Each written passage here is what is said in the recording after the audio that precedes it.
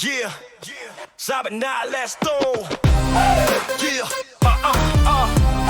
si Jesus ang Kristo. Yeah, yeah, tell him man.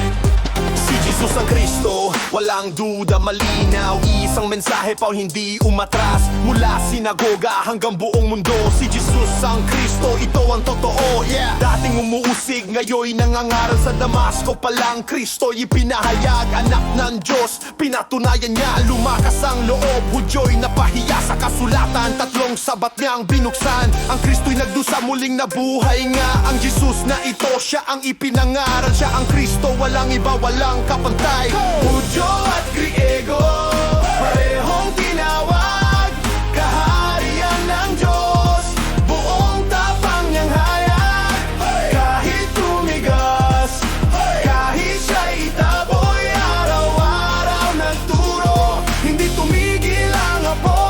2 taon, Asya'y nakarinig salita ng Panginoon, umalingaw nga umiting. Mula kay Moises hanggang mga propeta, si Jesus ang sentro, ito ang tema. Pinangako noon, ngayon'y nahayagan na ni David, muling nabuhay sa lakas. Sa pagkabuhay siya'y pinatunayan, si Jesus ang Kristo, anak ng Diyos kailanman. Si Jesus ang Griego, parehong tinawag. Kaharian ng Diyos, buong tapan niyang rayad.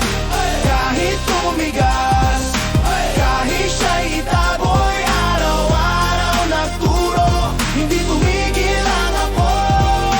Si Jesus ang Kristo, ito ang sigaw. Si Jesus ang Kristo, ito ang sigaw.